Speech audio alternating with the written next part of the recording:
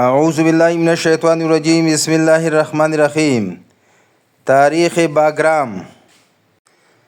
پروان صوبے میں واقع باگرام، جسے تاریخی طور پر کپیسا یا بیگرام کہا جاتا ہے، کا بدھ مت سکندر اعظم اور موریہ خاندان کی قدیم تاریخ سے اہم تعلق ہے، جو آثار قدیمہ اور تاریخی شواہد پر مبنی ہے۔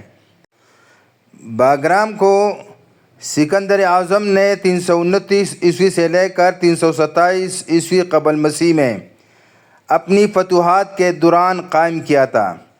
یہ شہر کلیدی وادیوں کے سنگم پر فوجی اور انتظامی مرکز کے طور پر کام کرتا تھا، اور ہندو کش کے علاقے کو محفوظ بنانے کے لیے اس نے اسے قائم کیا تھا۔ آثار قدیمہ کے باقیات، جو زیادہ تر جدید باگرام ایئر بیس کے نیچے دیے ہیں، اس دور کے اثرات کی تصدیق کرتے ہیں۔ سکندر کی موت کے بعد یہ علاقہ سیلیوسز یا سیلیوکس کے کنٹرول میں آیا، لیکن 305 قبل مسیح میں سیلیوسز اول نے ہندو کش کے جنوب میں واقع علاقوں بشمول باگرام کو چندرگپت موریہ کے حوالے کر دیا تھا۔ موریہ خاندان نے تقریباً 120 سال تک جنوبی افغانستان پر حکومت کی، انتظامی نظام اور تجارتی نیٹ ورک متعارف کرایا۔ باگرام کے مقامات پر موریہ کے پنچ مارک سکے ملے ہیں، جو ان کی موجودگی اور معاشی اثر و رسوخ کو ظاہر کرتے ہیں۔ بدھ مت باگرام کے علاقے میں موریہ دور میں شہنشاہ اشوکا 268 عیسوی سے لے کر 232 قبل مسیح کے تحت متعارف ہوا، جنہوں نے مشنریوں اور احکامات کے ذریعے اس مذہب کو فروغ دیا۔ یہ زرتشتیت اور مقامی عقائد کے ساتھ پروان چڑھا۔ بعد میں گریکو بکٹیرین اور کوشان سلطنتوں پہلی صدی عیسوی کے تحت باگرام بدھ مت کا ایک بڑا مرکز بن گیا، جو کوشانوں کا دارالحکومت بھی تھا۔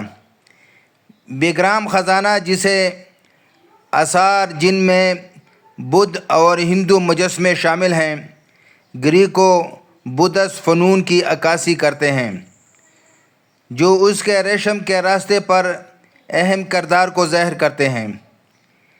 قریبی مقامات جیسے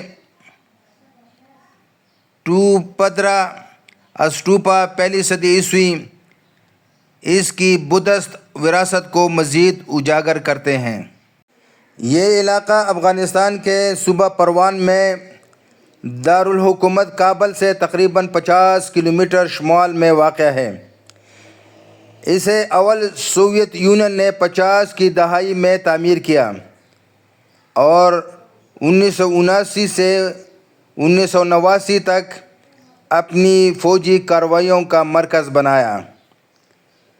اور دلچسپ بات یہ بھی ہے کہ یہ تعمیر افغان حکومت کی درخواست پر کی گئی تھی۔ جب افغانستان میں سوویت اثر و رسوخ بڑھ رہا تھا، اس کا مقصد افغانستان کی فضائی صلاحیت میں اضافہ، سوویت مفادات کا تحفظ اور خطے میں اسٹریٹجک موجودگی قائم کرنا تھا۔ جب 1979 عیسوی میں سوویت فوجوں نے افغانستان پر قبضہ کیا تو باگرام کو ایک مرکزی فوجی اڈے کے طور پر استعمال کیا گیا، اور 1980 عیسوی کی دہائی میں انہوں نے اس اڈے کو وسعت دی، رن وے بڑھایا اور اسے ہیلی کاپٹروں، لڑاکا طیاروں اور فوجی آپریشنز کے لیے استعمال کیا۔ 2001 عیسوی میں امریکہ نے جب افغانستان پر حملہ کیا، یعنی 9/11 کے بعد، تو باگرام ایئر بیس کو اپنے سب سے بڑے اور اہم اڈے کے طور پر استعمال کیا۔ امریکی افواج نے اس بیس میں مزید بہتری، جدید سہولیات اور قید خانوں جیسے باگرام جیل کا اضافہ کیا۔ اسے افغانستان میں نیٹو افواج کے آپریشنز کا اعصابی مرکز تصور کیا جاتا رہا۔